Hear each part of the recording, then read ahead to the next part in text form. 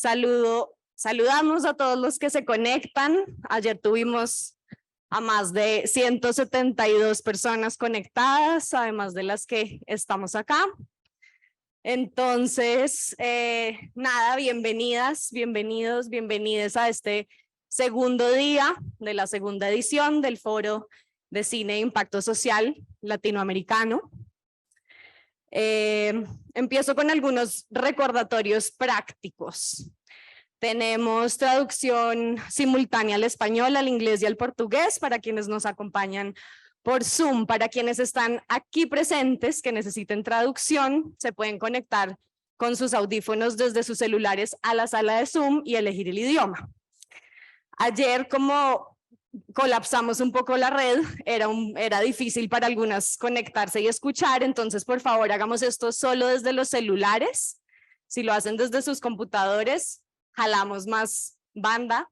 No sé cómo funciona el Wi-Fi, pero me avisaron que desde los celulares es mejor y que de hecho si nos podemos sentar con alguna pareja a compartir la escucha en ese celular, también es mucho mejor, pues así ahorramos un poquito de red, así que tenemos que compartirla.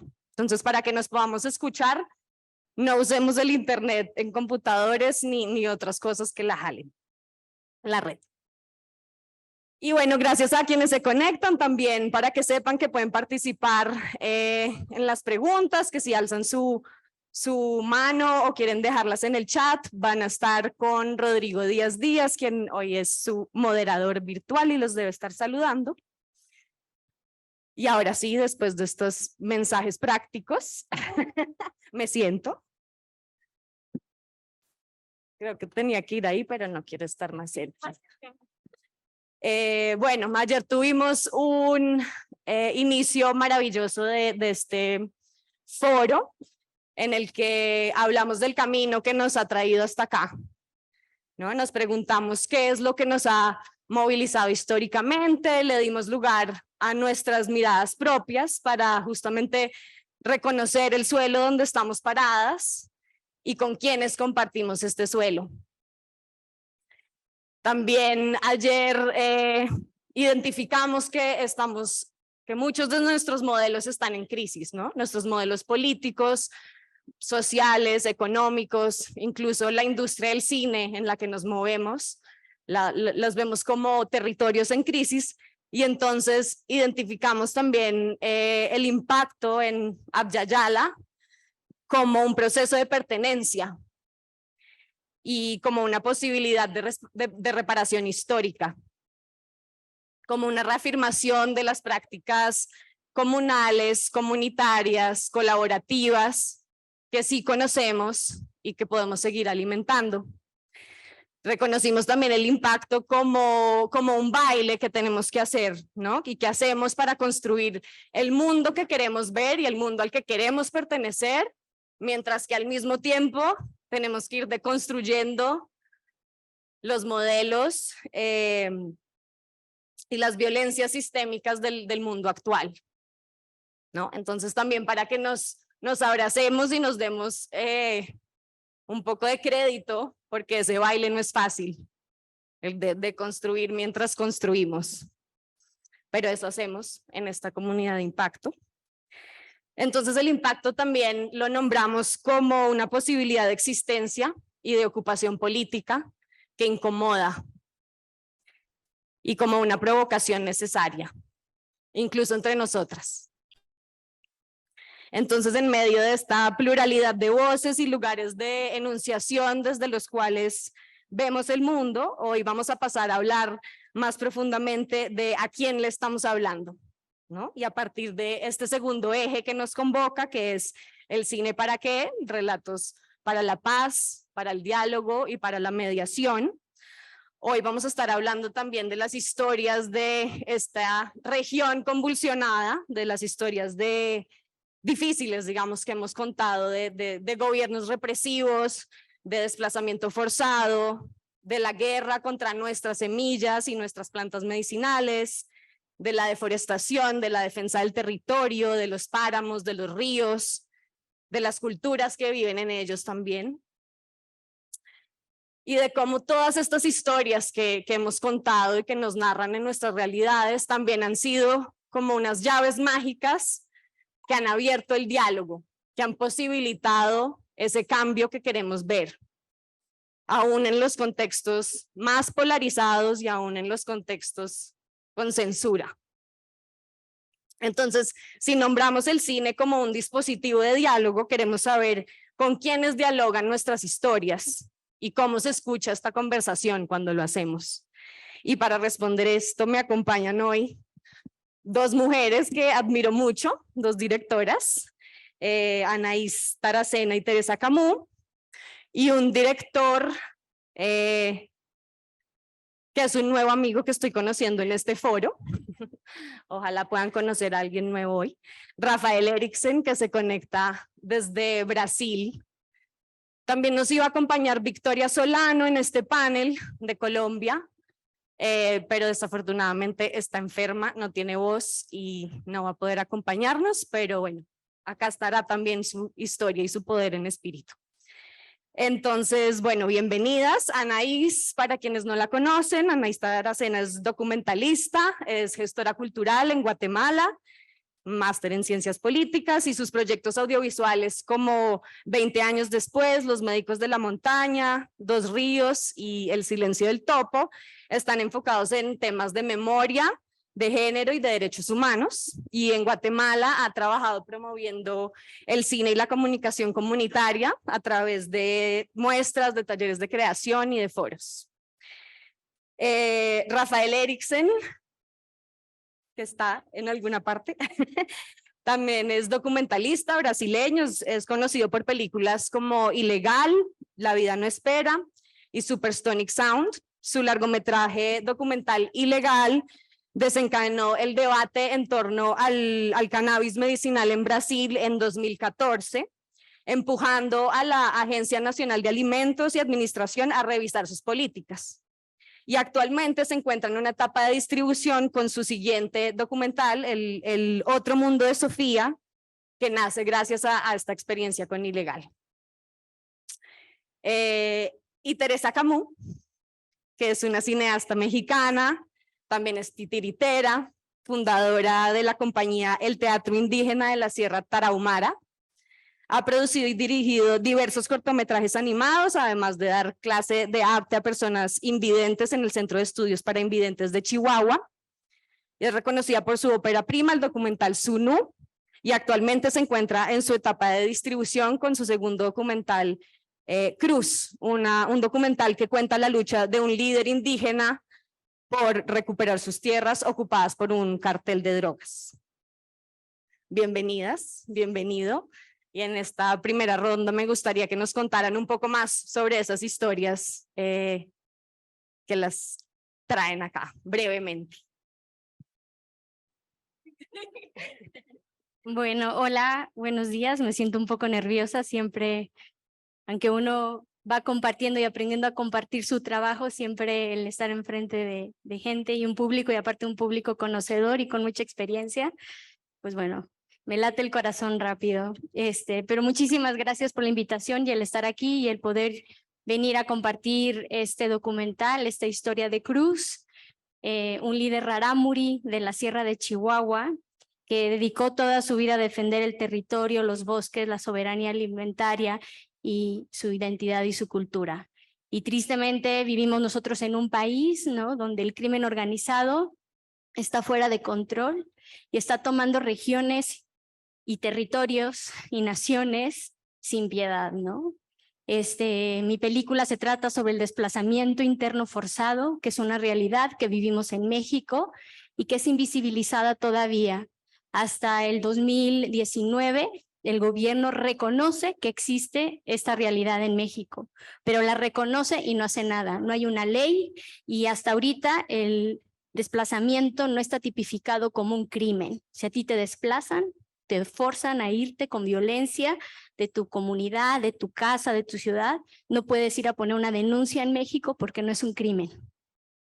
Entonces, bueno, mi película es sobre esta familia que es desplazada de la Sierra Tarahumara y Y al yo pensar hacer esta película, porque mi relación con Cruz es de más de 27 años, yo lo conocí cuando él tenía 18 años, tenemos la misma edad, y yo lo vi defendiendo su bosque, siendo gobernador indígena, fue ejidatario de su comunidad, y en la Sierra Tarahumara que un indígena sea, que sea, ay, se me fue el nombre, comisario ejidal, perdón, que sea comisario ejidal es muy complejo porque usualmente la gente mestiza es la que son los comisarios ejidales y imponen todo el manejo de los ejidos. Entonces él llegó a ser comisario ejidal también y lo conocí por años en esta lucha constante. Y cuando a Cruz le secuestran a sus hijos, se los asesinan, el crimen organizado y lo forzan para trabajar las tierras, para producir amapola en sus tierras de cultivo, es cuando yo me reconecto con él y empezamos a dialogar para ver qué podemos hacer juntos para visibilizar esta realidad y que no se quede en el olvido, sino en la memoria, y que sea un ejemplo de no de una familia, sino de cientos y miles de familias que viven esta misma realidad en México y en Latinoamérica. Y solo nomás como para cerrar, el desplazamiento interno forzado no solamente es por violencia, hay como 4 o 5 distintos tipos que sí hay que reconocer, es por megaproyectos, cuando viene y te imponen los megaproyectos en tu territorio, también por las mineras, también por el cambio climático, ¿no? Cuando viene un tsunami, un temblor y te tienes que ir, te forzas a irte, y por la violencia. Y ahorita en México, tristemente, la violencia es una de las más grandes.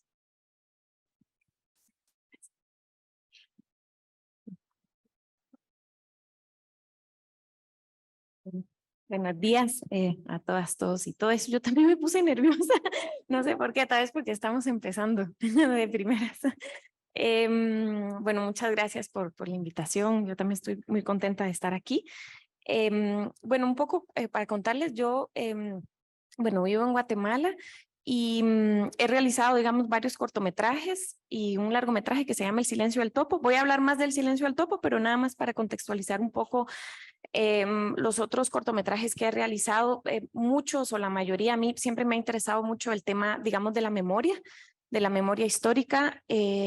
Guatemala vivió una guerra que duró más de 36 años y aunque la firma de la paz fue en 1996, todavía hay muchos temas, digamos, que quedan como que a flor de piel, ¿no? Y en particular a mí me ha interesado, bueno, en el tema del silencio del topo fue el tema, digamos, de los silencios y los silencios heredados en las familias. Y todo también he trabajado pues en otros temas, digamos, de defensa del territorio, de género, bueno, ahí de todología. Yo me conecté mucho con ayer una compañera que dijo, es que nos toca hacer de todo y bueno, en el contexto de Guatemala, que yo me imagino que es el contexto también de muchos otros países, al no, bueno, no hay ley de cine, no hay fondos y todo, y entonces pues realmente sí nos toca aparte que hacemos los cortometrajes o los largometrajes con las uñas, luego si queremos que se vea, es a nosotras mismas que nos toca moverlos, o sea, nadie más te los va a mover, no tenemos ni siquiera ambulante, aunque nos encantaría poder tener ambulante en Guatemala, pero no tenemos, entonces realmente ya... Pues yo ya, digamos, antes también pertenecía a un colectivo, Red Siquín, que era un colectivo de cine comunitario, entonces pues yo ya venía un poco de esta línea, pues de organizar proyecciones en comunidades o inclusive en institutos, en universidades, en centros culturales, etcétera, porque nuestras películas no se ven en los cines, o sea, no. Entonces realmente pues toca abrir todos esos espacios, hacer alianzas también con ONGs, con organizaciones, con colectivos y así, ¿no?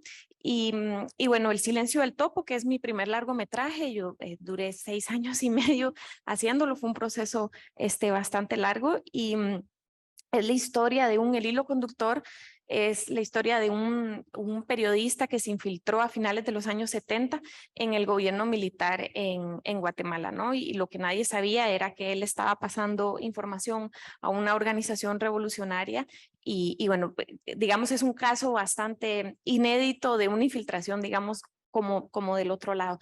Pero realmente, pues, el documental, digamos, más allá de esta historia, ¿verdad?, del topo, es una reflexión como más profunda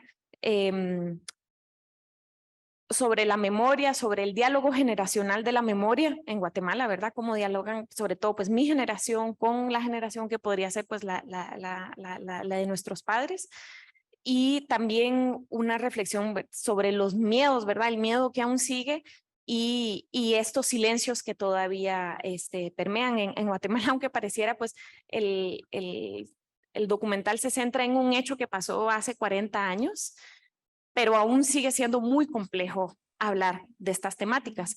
Además de eso, que en los últimos 12, 13 años han habido juicios por crímenes de lesa humanidad en donde, bueno, son acusados antiguos jefes de la policía, militares, etcétera. Entonces sigue siendo un tema muy polémico. Ahorita estamos en una coyuntura terrible, realmente muy difícil. Yo creo que si yo hubiera estado ahorita filmando, yo no sé si yo hubiera hecho este documental o hubiera salido de la misma forma, o lo hubiera movido de la misma forma que lo empecé a mover hace 1 año y medio, 2 años, porque la situación se ha puesto como muy compleja. Entonces, bueno, luego vamos a ir hablando, pero más o menos ese es el, el contexto. Hola a todos, Rafael. todas. Hola, ¿me oyen? Sí, Te oímos, pero aún no te vemos.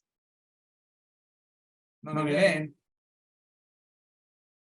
Hola, hola. Ahora sí. Parece que ahora sí. Bueno, un gusto estar acá. Muchas gracias a Taturana, a Acción Ambulante. Me gustaría mucho estar ahí bailando con vos, pero bueno, estoy lejos aquí en frío de São Paulo, desde Brasil. Soy Rafa Eriksen y bueno, primero que estaba pensando que hace 10 años cuando hicimos esta película que voy a hablar, Ilegal, sería inconcebible, ¿no? Pensar en algo así como está pasando ahora de un foro de impacto social con gente de toda Latinoamérica, entonces de América Latina. O sea que es un gusto estar acá con vosotros, viendo a todos. Y bueno, sobre las películas, ¿no? Como dijo Vanessa, desde hace casi 10 años, en 2014, hizo una película llamada Ilegal, La vida no espera. La película trataba de un grupo de madres que luchaban para poder dar medicina a base de cannabis para sus hijos con enfermedades raras.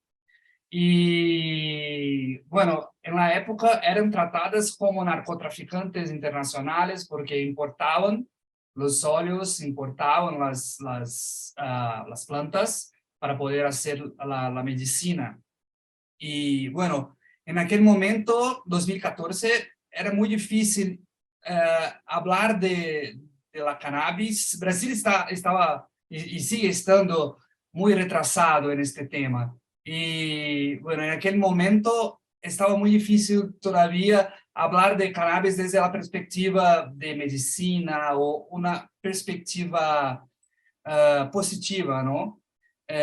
Y al paso que en la otra mano teníamos una injusticia muy grande, que era la lucha de las madres por sus hijos. Entonces hicimos la película, pero junto con la película ya teníamos la comprensión que necesitábamos de una campaña de impacto, necesitábamos comunicar a la gente de otra forma para para allá de la película en sí, ¿no? Entonces creamos una campaña llamada Repense y bueno, y incidimos en muchas frentes, incluso con Taturana para distribución social, haciendo presentaciones por todo el país. Sacamos la película en cine en 23 capitales de Brasil. Brasil es, claro,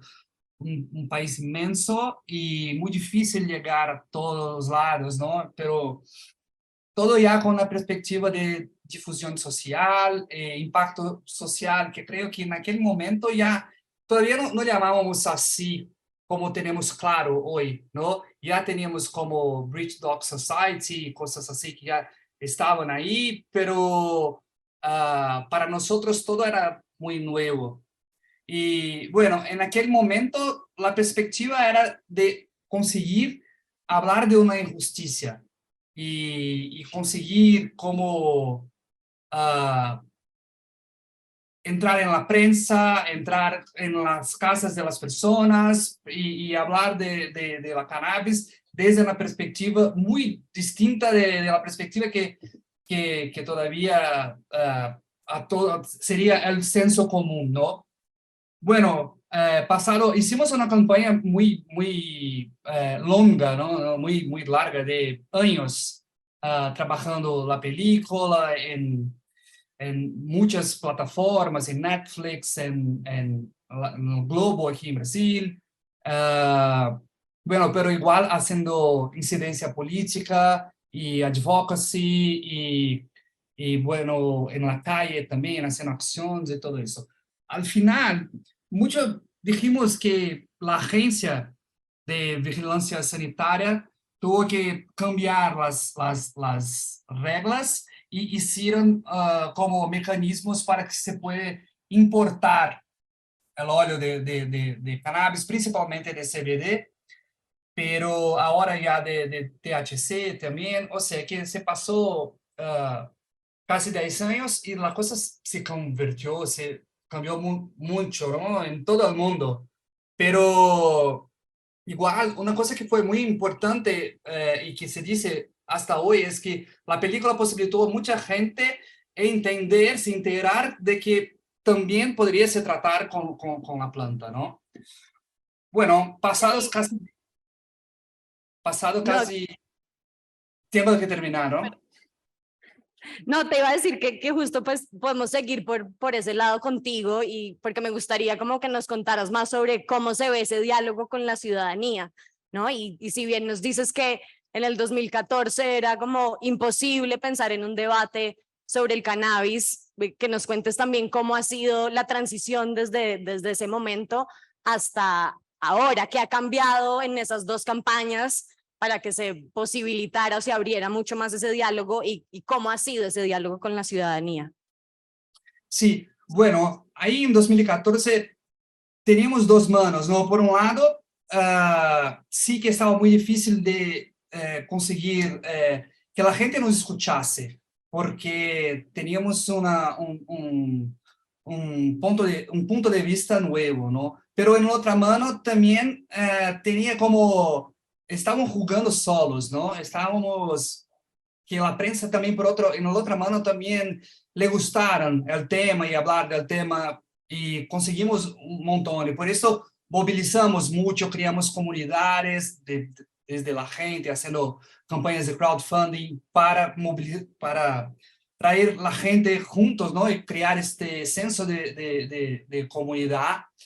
A punto de al final, o si no al final, después del principio del trabajo, que las reglas han cambiado un poco. Pero igual también lo que fue muy importante es dar conocimiento a la gente, porque la película alcanzó mucha gente. Vale, pero ahora casi 10 años después, estamos sacando justo ahora, hace un mes que sacamos en la tele aquí en Brasil, hicimos presentaciones y ahora mismo estamos esta semana sacando en Globoplay, que es el canal de streaming más grande de Brasil. Y bueno, estamos justo en ese momento, ¿no? Que es empezando, pero ya con muchas, entendiendo que tenemos un nuevo panorama. Bueno, Ilegal trataba de conseguir lograr hablar de cannabis desde la perspectiva medicinal y la injusticia que era no poder la gente poder hacer uso de esto. Ahora con el otro mundo de Sofía ya cambia todo, porque en Brasil el tema del cannabis medicinal ya está como pacificado, ya hay una industria, ya hay un mercado, ya hay, bueno, y como muchos países de América Latina, ¿no?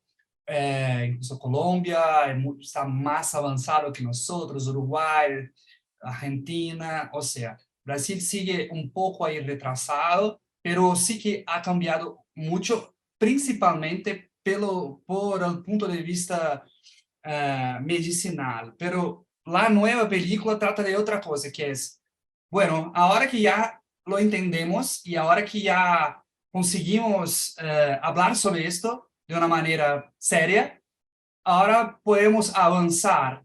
Y el tema de la película ya no es más la marihuana como medicina, pero la política de drogas y los impactos de ella, los impactos de encarcelamiento, los impactos de la población pobre, preta, periférica, y hacer la gente se integrar que estamos hablando de la misma planta que cura es la planta que mata.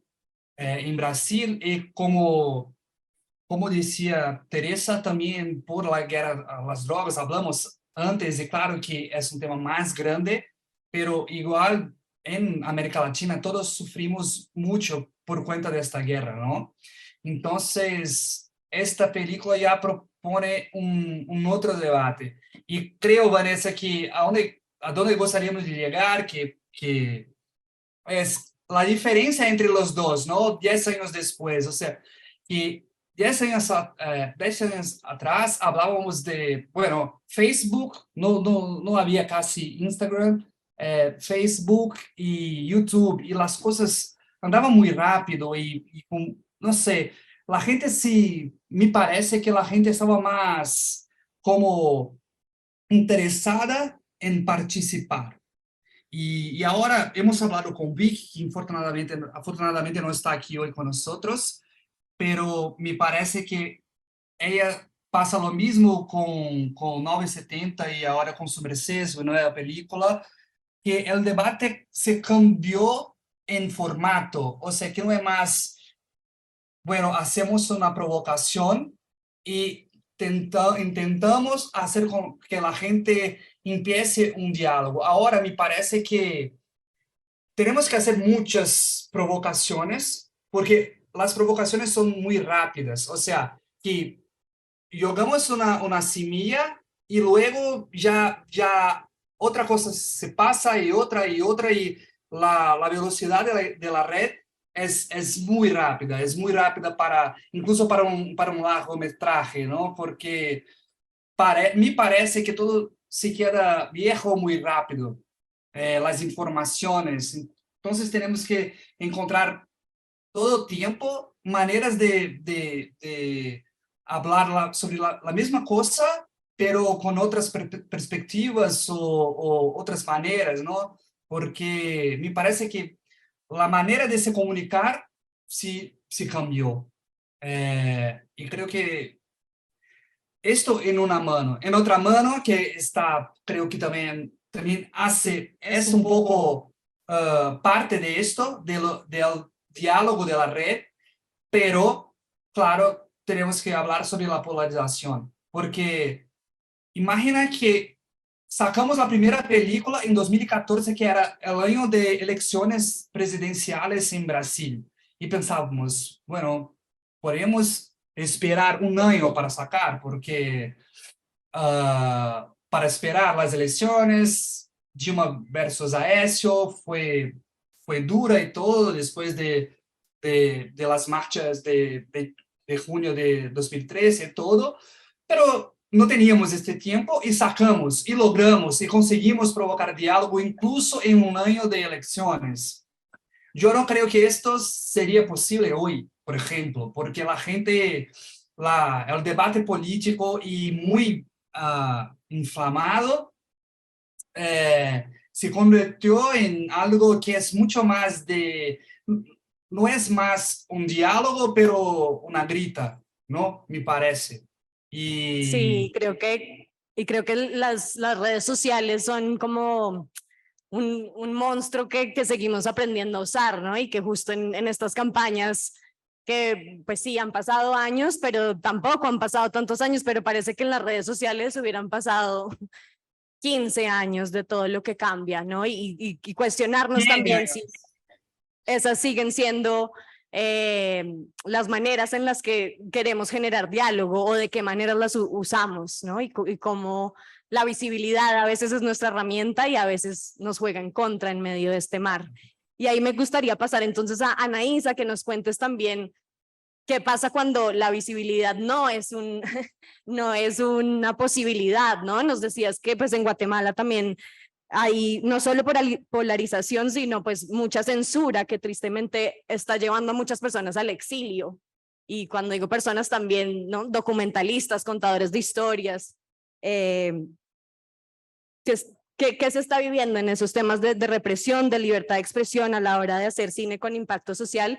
¿Y cuáles han sido tus estrategias para dialogar cuando no se puede gritar en redes sociales? Un poquito, gracias, Vane. Sí, el tema de las redes sociales es muy, pero antes como de adentrar a eso,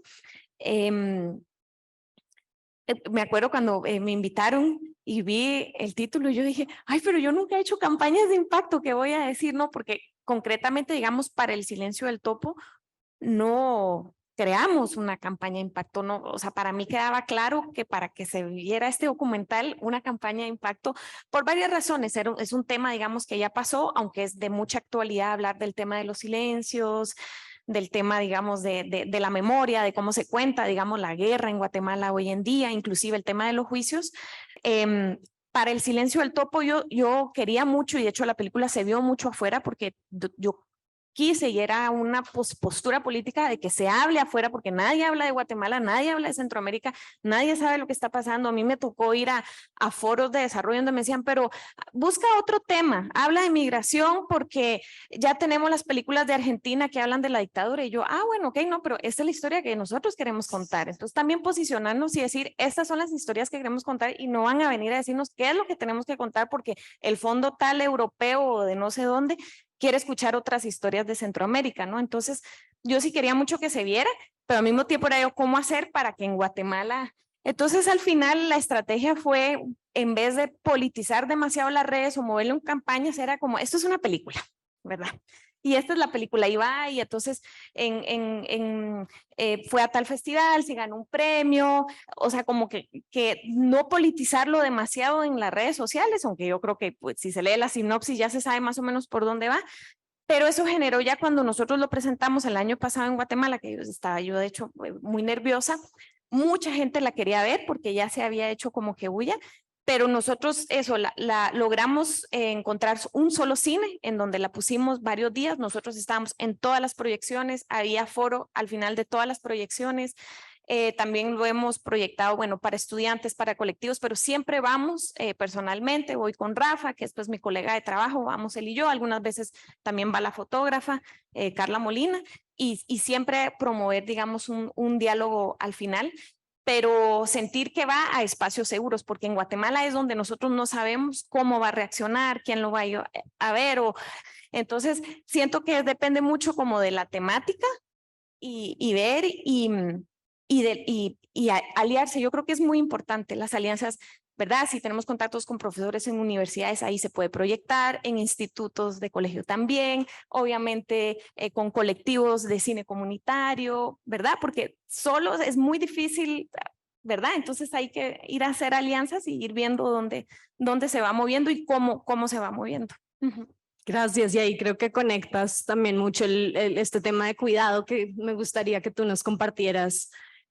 Teresa, cuando pues también pensamos en estas historias de comunidades indígenas con personajes vulnerables y cómo estos protagonistas pues también nos exigen prácticas más rigurosas y conscientes de acompañamiento y de seguridad.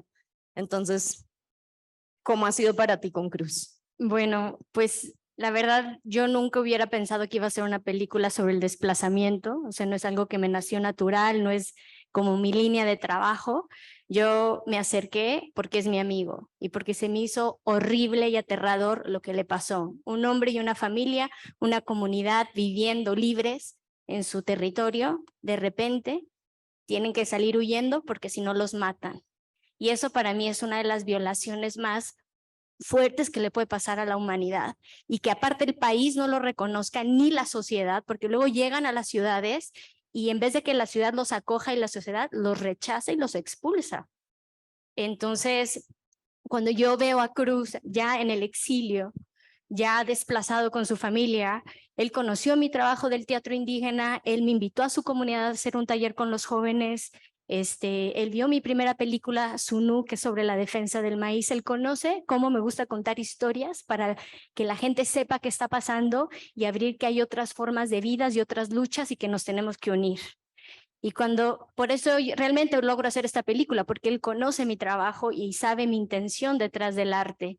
Y cuando me acerco a él, lo invito a ver en donde él estaba viviendo en ese momento, Sunú con toda su familia. Y cuando digo su familia, no son 3 personas, son 110 personas que salieron huyendo por su vida de su comunidad. Fueron 45, no fueron las 110, pero se llenó el cine, vieron la película y al final de ver la película me acerco y le digo, quiero tomarme un café contigo. Y cuando me tomo el café es donde yo le hago la propuesta. Le dije, estoy enrabiada, estoy furiosa lo que te está pasando y te quiero ayudar, pero no sé cómo ayudarte. ¿Cómo yo desde mi trabajo te puedo ayudar? Y lo único que te puedo decir es que no quiero que tu caso acabe en una carpeta en la oficina de la policía de la Fiscalía General de Justicia. Porque se va a borrar tu nombre. Si la gente no sabe, se va a invisibilizar y es como si no pasó. Entonces yo te invito a que juntos hagamos una película como la de Sunú, pero sobre tu historia y la de tu familia y la de tu comunidad. ¿Para qué? Para que se quede en la memoria. Y esa siento que va a ser la forma de hacer justicia, porque de aquí a que el gobierno mexicano repare daños, los regresen, ¿de qué forma los regresan? Tipifiquen el delito, hagan una ley, faltan años luz y no sé si lo van a lograr. Y me dijo, déjame lo sueño, los rarámuri sueñan antes de tomar decisiones. Y al día siguiente me habló y me dijo, sí, hagamos la película. Y el proceso fue un proceso de 5 años.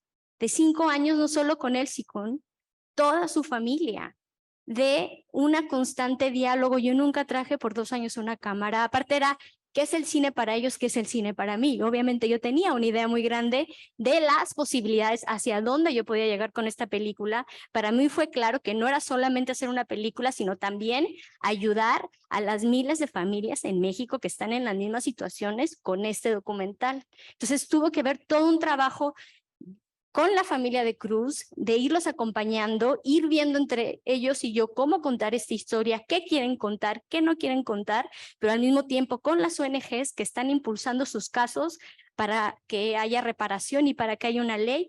Y ya la película y nuestra campaña haciéndonos parte del primer colectivo nacional de desplazados en México, que es de este tamañito. Es un movimiento que apenas están haciendo en México, pero ahí va. Porque cada vez las familias están teniendo más el valor de denunciar, porque es como el movimiento de los feminicidios y de los desaparecidos hace 20 años. Tuvo que haber una primera familia que fue y denunció y alzó la mano y no le importó las consecuencias para que otra familia se uniera y otra familia se uniera.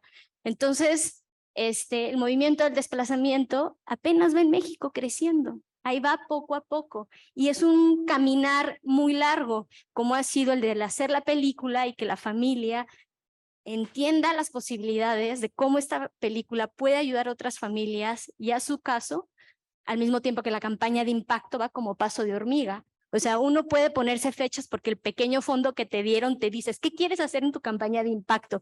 Y escoges, bueno, esto y esto, ¿no? Pero esto y esto es el primer trampolín para un movimiento social que apenas comienza, y eso es otra cosa que pasa con las campañas de impacto en nuestras películas. Nosotros podemos pensar en el cambio que queremos lograr, pero si el movimiento social no va a la par contigo, no lo logras. O como en la película de 90, ¿cómo se llama? 970 fue en el momento más adecuado cuando sale la película que hizo que se viera tanta gente esa película que logró un cambio inmediato, pero inmediato. Entonces yo sé que con el caminar del desplazamiento va a ser un caminar de vida, ¿no? De vida. Y el incorporar a la familia en cada decisión, la seguridad fue súper difícil, es como muy delicado, el constante crear protocolos de seguridad, nadie se enteraba que estábamos filmando, fueron casi 18 meses de rodaje, la edición tomó 2 años, que la gente revisara la película, que ellos tomaran la última decisión de si ese es el corte que quiero que salga. Es todo un proceso que yo no me esperaba desde un principio cuando le dije te quiero ayudar y yo sé que el cine documental de alguna forma puede ayudarte. pero gracias a ese caminar con ellos crecimos juntos y la película ahorita pues ya es lo que es, ¿no? Y la campaña de impacto es lo que va a trascender. Y algo muy bonito, o sea, puedo hablar horas, pero sé que el tiempo ya se acabó, pero algo muy bonito, o sea, bueno, uno acaba agotado y esa parte de la seguridad, igual mi película, mis redes, no hay nada, ninguna foto de ellos. Yo cuando estoy en eventos tampoco publico rápido, así como de esas en Instagram que se van en 2 días las tomas. O sea, yo no tengo tampoco esa facilidad ni el querer estar promocionando la película ni la historia de ellos, porque la vida de ellos está en riesgo y sigue en riesgo, están en juicios todavía, ¿no? Entonces, eso ha sido otro, o sea, es muy similar a lo que te está pasando a ti. Es una realidad muy difícil, no te puedes meter con el crimen organizado. Es una decisión muy difícil que uno va tomando constante, pero algo que a mí siempre me lleva adelante es que siempre le pregunto a Cruz, voy a ir a un foro, voy a platicar sobre la campaña de impacto y cómo le hemos hecho. ¿Qué digo?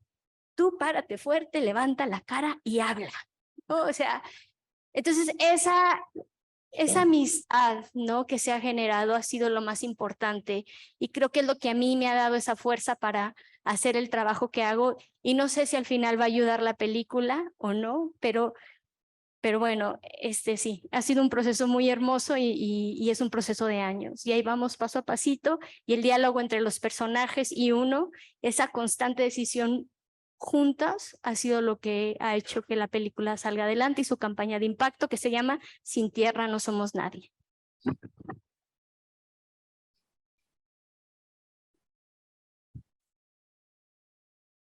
Bueno, gracias. Creo que pues vemos el diálogo de muchas vías, ¿no? Ese diálogo con la ciudadanía, el diálogo a través de redes, se abren esas preguntas sobre qué son las redes sociales y cómo las manejamos, el diálogo con las comunidades con las que hacemos las películas, el diálogo por nuestro propio cuidado, ¿no? Y cómo también dentro de nuestros equipos tenemos protocolos y acuerdos de seguridad. Antes de cerrar, me gustaría saber si hay alguna pregunta aquí o en el Zoom.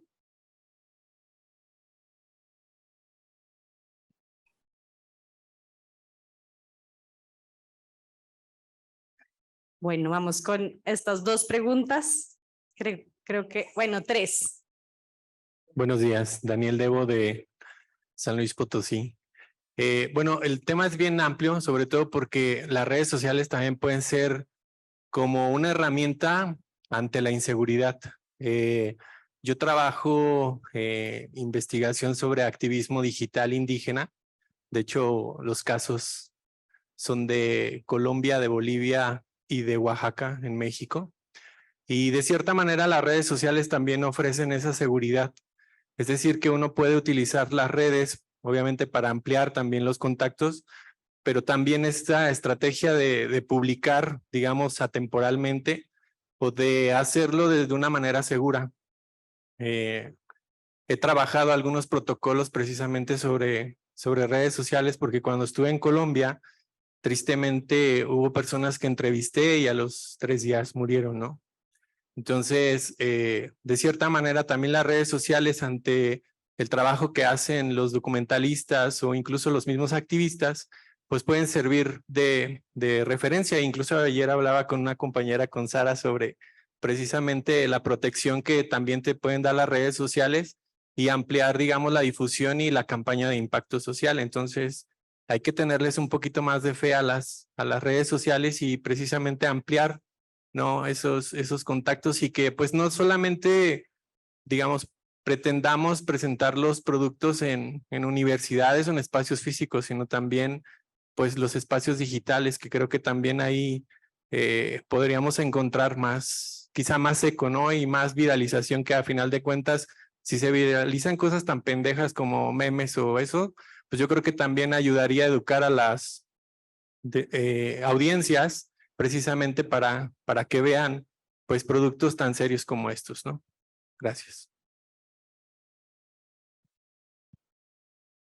Acá hay 2 preguntas al frente. Nicolás y Diana. Si pueden levantar la mano para que los ubiquen. Muchas gracias. Me resuena enormemente esta idea de que el cine de impacto no lo es sin el movimiento social. Hace poco tuve la oportunidad de conocer una experiencia de una serie en Colombia que se lanzó, que se llama La Voz de Elizabeth, que es sobre historias de violencia ginecobstétrica. Y bueno, primero entender que esa serie permitió identificar que muchas de nosotras hemos sido víctimas de ese tipo de violencia y no somos conscientes de ello hasta que lo vemos. Pero luego hay un vínculo entre esta serie y un montón de organizaciones sociales que llevan más de 15 años trabajando el asunto y que básicamente dijeron, ¿y ustedes dónde estaban antes? Necesitamos contar estas historias. Siento que hay un asunto de desconocimiento y también una dificultad para crear confianza, porque muchas veces se cree que desde el cine lo que vamos es sacar historias y no hacer mucho más allá de eso. ¿Cómo lograr un poco más de confianza entre estos dos, digamos que lugares de enunciación desde el cine y desde los movimientos sociales para que logremos un mayor impacto? ¿Cómo están? Nicolás Cuellar de Historias en Kilómetros de Colombia. Muchísimas gracias por compartir sus historias. Realmente es muy inspirador ver cómo se logra sacar cine comunitario en diferentes situaciones en diferentes países. Y me interesa sobre todo muchísimo oír los protocolos de cuidado y de protección que se han tenido que construir durante sus películas. Nosotros en nuestro laboratorio de tanto de producción como de formación también nos hemos encontrado muchas veces con la necesidad de crear estos protocolos. Tal vez mi pregunta era si ustedes han creado estos protocolos de una manera intuitiva, claramente lo hicieron según sus historias, pero si ha salido de ahí un protocolo, algo que podamos compartir, porque creo que en este espacio todos nos podríamos beneficiar y todas nos podríamos beneficiar de entender los protocolos básicos de cuidado y protección durante la creación de cine comunitario. Muchas gracias. Bueno, voy a ser muy precisa. Yo, mi protocolo lo hice con mi equipo, con un psicólogo y con las ONGs y con la familia que estaba filmando, porque yo traté de buscar en México un protocolo que ya existiera para realizadores que están filmando realidades en riesgo y no hay. Y lo que hice también fue buscar a directoras y directores mexicanos que están tocando temas similares y que sé que sus películas se han filmado en situaciones muy violentas, y fui, los esperé después de la función de su película y así como, ¿te puedo invitar a un café? ¿Cómo lo hiciste? Entonces, con la experiencia de estos directoras y directores, pues tuve una idea desde el cine, cómo ellos desde la producción lo lograron, y ya después con las ONGs y con la familia y a filmar, y con mi equipo y los psicólogos logramos crear un protocolo. Pero a mí sí me sorprendió mucho que no hubiera todavía un protocolo, porque cada película y cada historia es distinta, cada riesgo puede venir de distintos lados, o sea, eso me queda claro, pero algo que se compartiera como mucho más preciso desde cómo filmar, qué pasa si en algún momento tienes que cancelar, qué pasa si hay amenazas, eso no existió. Entonces yo lo creé, yo lo hice con este grupo y bueno, funcionó y fue realmente muy suertudo, porque la realidad, o sea, la violencia está a 10 milímetros tuyo, ¿no? La verdad, uno corre con mucha suerte y uno va tomando las decisiones diario, no es como este es el protocolo y eso es lo que nos va a salvar, ¿no? Es como diario, constante, tienes que estar, pues sí, con los pies en la tierra y listos para, en el momento que el personaje te dice, no, ya no puedo, o uno dice, no voy a arriesgar tampoco, entonces eso, pero sí estaría muy bien que haya uno también adaptado a Latinoamérica, porque yo sé que Doc Society tiene uno y es como, pues sí, es como muy global, y como ahorita este foro es Latinoamérica, de este territorio donde nosotros nos encontramos, estaría muy bien, porque nuestra realidad es muy distinta al resto del mundo. Muchas gracias. Sí, yo en lo personal, que yo sepa, en Guatemala no hay un protocolo tampoco. Aunque yo sé que hay documentalistas y cineastas que trabajamos de la mano con algunas organizaciones y eso, y siempre como tantear un poco, como tratar de ver cómo está el clima, hablar con estas personas, hablar con personas que ya trabajan con defensores y defensoras del territorio, de los derechos humanos. Yo creo que es importante. Para El Silencio del Topo, las personas que salen no son defensoras, no son defensores, no son personas que tienen un alto perfil. Lo que están son historias muy íntimas, digamos, ¿verdad? pero yo sabía desde el principio que no las quería exponer. Entonces, para mí ha sido siempre una decisión, bueno, ellos vieron obviamente el documental antes de que se presentara en Guatemala, pero siempre fue como de una forma muy intuitiva de yo no voy a compartir stills de estas personas, ¿no? Entonces, aunque pareciera, ay, pero que otros se llevan más protagonismos que otro, pero es más como por conocer, digamos, el contexto de Guatemala, por si, digamos, la película fuera a desatar alguna polémica, porque sigue siendo un tema muy polémico, que no se sintieran vulneradas. Por el momento, por dicha, no ha habido ningún problema, pero todo ha sido manejado así un poco así como de ir tanteando. Pero sí he trabajado, digamos, en otros cortometrajes con personas, mujeres, digamos, que tienen un perfil más elevado, en donde ahí también otro compañero decía de las redes, que ya si quieren, no, yo quiero elevar mi perfil, ¿no? O sea, yo quiero que esto se conozca, yo quiero que esto se mire, etcétera. Pero por supuesto, antes el contenido, ellas miran antes de la película, antes de que salgas, así me ha pasado en ocasión. Yo esto lo prefiero decir de esta forma. O sea, como toda esa libertad, yo creo que yo siento que ahí ya se mezcla entre las decisiones políticas y éticas, ¿verdad? Y yo creo que desde la forma en donde cómo se coloca la cámara, cómo se filma, etcétera, todo está hecho a base de decisiones y yo siento que tiene que estar como hablado, ¿no? Consensuado también, decir, bueno, ¿cómo quieres que se presente esto? ¿Dónde lo proyectamos? ¿Dónde más quieres que se mire? Etcétera, ¿no? Entonces, y pensar que todas las decisiones hay que asumirlas y que algunas veces también nos podemos equivocar, ¿verdad? Y a partir de ahí, pues tratar de ver cómo, si hay un error, pues tratar de ver, ¿no? Pero bueno, sí, en este caso yo no saqué un protocolo escrito, pero sí fue todo, ha sido como todo de mucha comunicación y de hecho es pasito de hormiga y los procesos se alargan, pero así como tiene que ser. Y yo también creo que ya, digamos, para las campañas de impacto o para el cambio que estamos buscando, el cambio lo hacen las personas, lo hacen los movimientos, lo hacen las organizaciones. Yo siempre pienso las películas son vehículos detonantes, espacios de diálogo, todo esto, pero realmente, ajá, exactamente. Rafael, no sé si tienes algo para la pregunta sobre movimientos sociales y la confianza que hay que construir para trabajar en conjunto con los movimientos.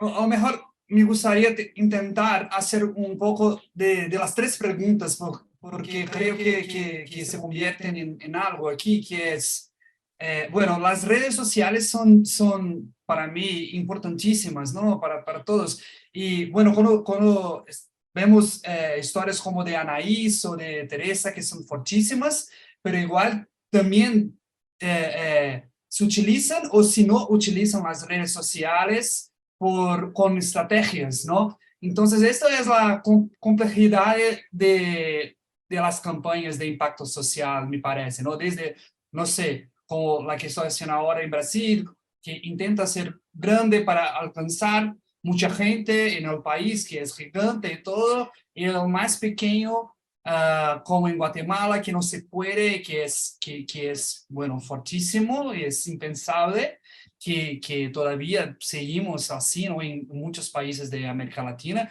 pero en espacios como este, en que podemos platicar y conocer los distintos métodos, metodologías, que no son solo las metodologías internacionales, por así decir, de Doc Society o que sea, pero que construyamos un sitio que podemos hacer nuestras metodologías, que sin embargo esté ahí como de todos los tamaños, ¿no? Como desde lo más pequeño a lo más grande, pero igual son estrategias que van a utilizar. Y las redes sociales son importantes y pueden ser utilizadas de maneras distintas, o mismo las prácticas de seguridad de los personajes, lo mismo, ¿no? Como dijo Teresa, y tenemos nuestra propia lenguaje, nuestros propios problemas, nuestras propias situaciones, y estamos juntos así, me parece bueno, un camino, ¿no? Para encontrar soluciones que no que sean una misma solución para todos, pero que pueda inspirar influenciar, ¿no? A todos nosotros. Entonces, Gracias. ¿Tenemos tiempo para esa pregunta? Ok, tenemos una pregunta más del chat, de Zoom.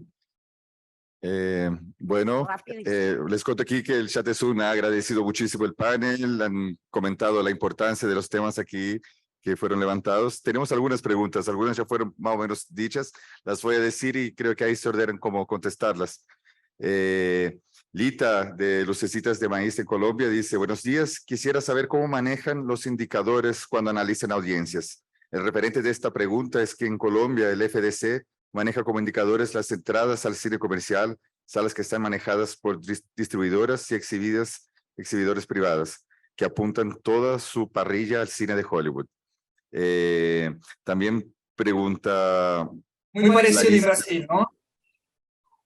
Sí, Larisa preguntaba también, pero creo que ya fue respondida un poco de cómo son los protocolos de seguridad, de cómo se manejan esas otras redes. Bueno, ya hacen también que quieren armar las redes aquí, agradecen el foro como este espacio.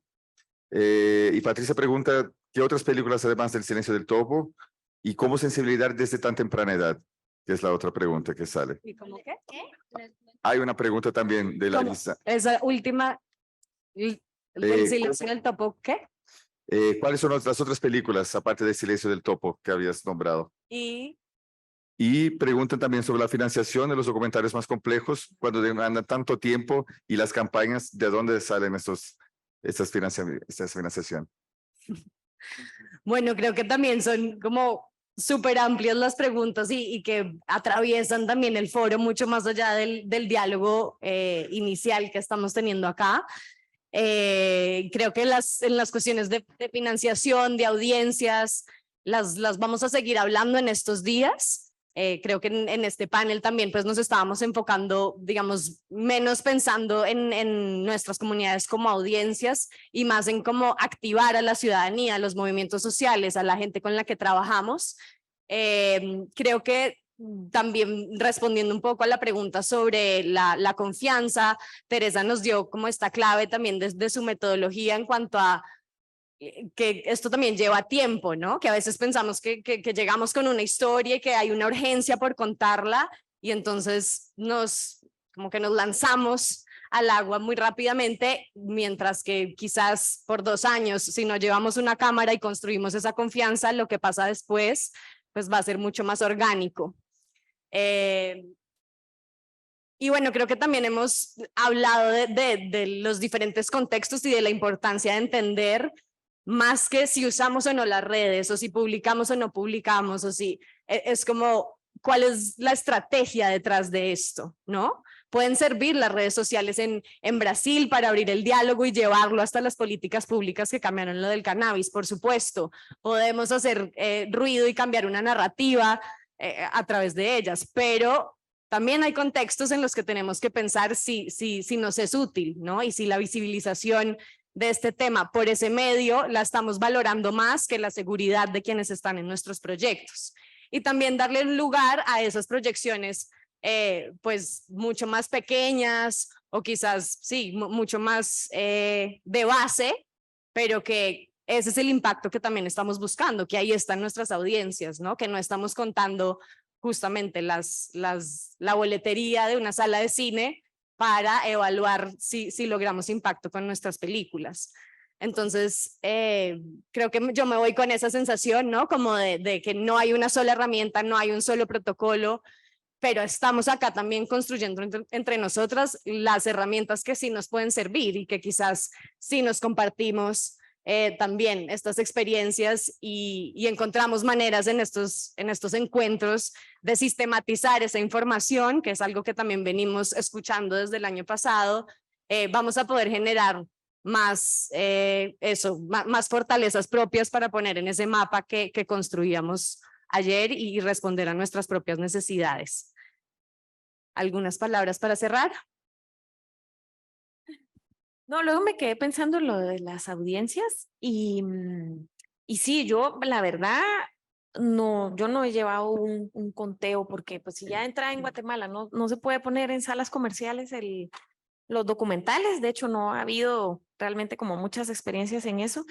Yo definitivamente creo en ver todos esos espacios en donde se puede proyectar, obviamente más allá de una sala de cine, y de hecho en Guatemala pues la mayoría de las veces es fuera de una sala de cine.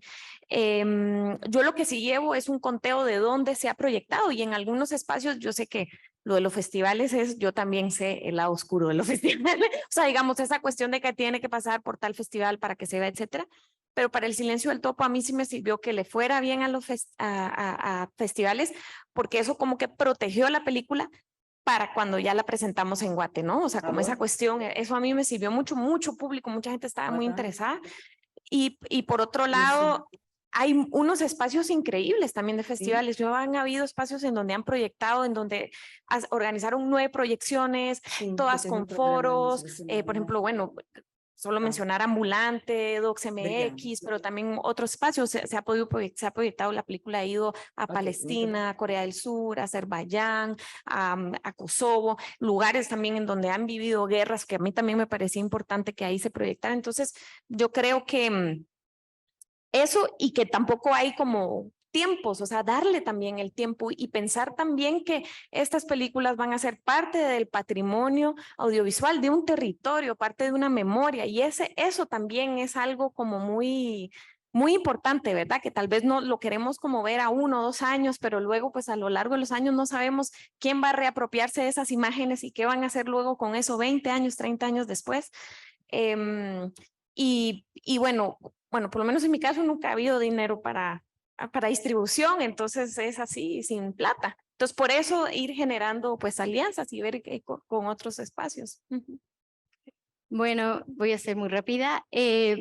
Con Cruz, igual, nosotros teníamos toda una idea para la campaña Impacto, que nos fuéramos internacionalmente a los festivales y regresar a México protegidos, como que siempre pensamos el salirnos del país nos va a ayudar a visibilizar más. Ya me están diciendo que ya. Perdón. Bueno, a visibilizar el tema, y bueno, no nos fue bien internacionalmente en los festivales de derechos humanos, porque en ese momento el tema que querían escuchar era desaparecidos de México, o era en el momento que los zapatistas estaban cruzando el océano para llegar a Europa. Entonces, esos 2 temas eran lo que querían de México, o el cambio climático. Entonces, no nos fue tan bien, pero nos fue muy bien en México.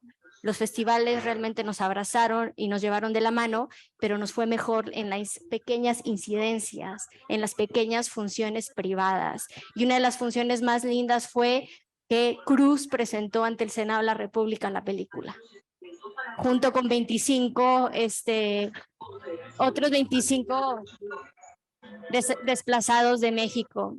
Entonces eso fue bellísimo. Él pudo hablar de su historia enfrente y exigir que haya una ley en México para que haya un cambio para ellos. Entonces, esas pequeñas funciones que no tengo contadas los números, tengo contadas las funciones y los lugares, ha sido como lo más lindo. Ahorita la película ya no está en festivales, su distribución es muy pequeña, igual no hay cupo para este tipo de películas en cines en México, pero yo sé que se está compartiendo y va a llegar a los lugares que tiene que llegar en un periodo hasta donde tenga que ser. Por eso el cine documental es maravilloso, porque se queda en la memoria, se queda esa película, y esa película va a tener vida mientras alguien la quiere ver, y pueden ser décadas y décadas. Muchas gracias, Anaís, muchas gracias, Teresa, muchas gracias, Rafa, y a ustedes. Seguimos abriendo estos... Rafa, ¿una palabra final? Ya no se oye. Ya te mutearon, te censuramos. No te escuchamos un momento.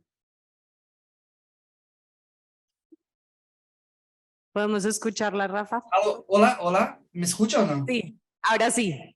Bueno, para terminar muy rápido, para quien ha preguntado sobre los nombres de las películas, invito a conocer el estudio de caso de Ilegal, que creo que van a sacar hoy ahí en el foro. Y la nueva película se llama El otro mundo de Sofía. Rosana, que es nuestra productora de Impacto, está ahí con las pegatinas, o sea, que la gente puede sacar, quien estuviera, y la gente digital, se llama en portugués Otro Mundo de Sofía. Y bueno, todavía seguimos buscando pasta para hacer la distribución y la campaña de impacto social. Y bueno, le invito a todos a conocer los proyectos. Muchas gracias. Gracias.